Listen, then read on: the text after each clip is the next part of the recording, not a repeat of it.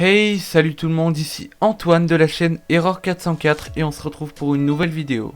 Et avec l'été et les vacances qui arrivent, on se retrouve pour le test d'une caméra de sport avec un excellent rapport qualité-prix.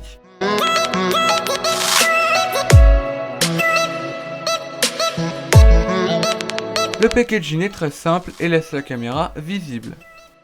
On apprend sur l'emballage que la caméra filme en HD 1080p. On a un aperçu des accessoires fournis dans la boîte sur le côté gauche. Derrière, on retrouve les specs du produit et 2 QR codes pour télécharger une application pour Android et une pour iOS. Cette application est nécessaire pour utiliser la caméra en Wi-Fi, mais on y reviendra à la fin de la vidéo. Puis on a plus bas quelques informations sur le produit. Donc on ouvre la boîte et on tombe sur un emballage plastique contenant la caméra et tous les accessoires emballés. Donc on retire la caméra du socle et on peut voir qu'elle est déjà dans sa coque waterproof qui se retire comme celle d'une GoPro. Donc on enlève tous les différents accessoires de la boîte qui permettront d'utiliser la caméra pour plusieurs sports comme le vélo, le ski ou encore la randonnée. On retrouve également un câble micro USB pour synchroniser les images et les vidéos avec votre ordinateur, ainsi que l'adaptateur secteur pour recharger l'appareil. Puis enfin on retrouve une notice assez bien détaillée sur le fonctionnement de l'appareil, et qui nous informe sur quel accessoire il faut utiliser avec tel sport. Elle est en anglais mais très schématisée et donc très facile à comprendre. Donc on enlève la caméra de la coque comme ceci. Sur la façade de cette caméra, on retrouve seulement un bouton pour changer de mode, par exemple passer du mode photo au mode vidéo, et un veillant qui s'allume lorsque votre appareil est en train de charger.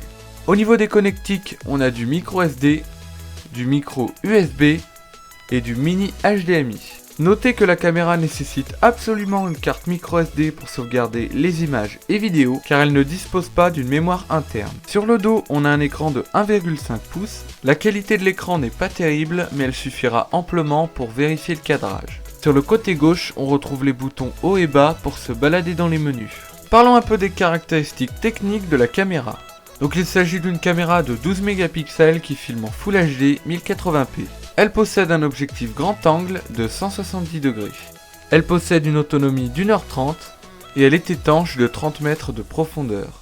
Donc on allume la caméra en appuyant sur le bouton mode et on arrive directement sur le mode vidéo. Pour passer en mode photo, c'est très simple, on appuie sur le bouton mode une autre fois. Mais il y a également le mode rafale et le mode timelapse.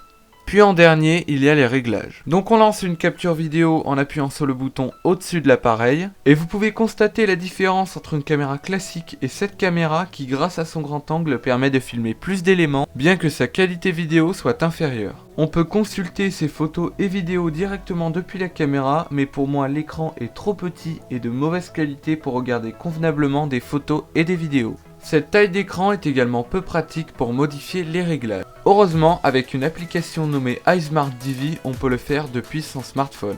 L'application se trouve sur l'App Store et sur le Google Play et elle est gratuite. Donc une fois que vous avez téléchargé l'appli, vous appuyez sur le bouton bas de la caméra et là vous pouvez voir sur l'écran Waiting for Wi-Fi Connection. Ensuite vous allez dans les réglages Wi-Fi de votre smartphone et vous cliquez sur Action Cam.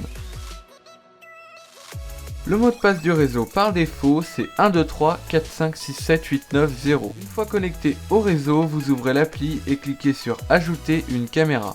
Et c'est bon, vous êtes connecté à la caméra. Vous voyez qu'on peut voir ce que filme la caméra en direct, puis on peut à distance prendre une photo ou une vidéo que l'on pourra par la suite enregistrer dans la galerie. On peut également visionner toutes les photos et vidéos qui ont été prises avec cette caméra. Donc on va tester cette caméra avec un vélo grâce à un accessoire fourni dans la boîte. Donc on visse la coque waterproof à cet accessoire que l'on fixe à un guidon de vélo. Donc c'est parti pour un tour. On peut voir que la vidéo est plutôt stable, mais tout dépendra de là où vous roulez.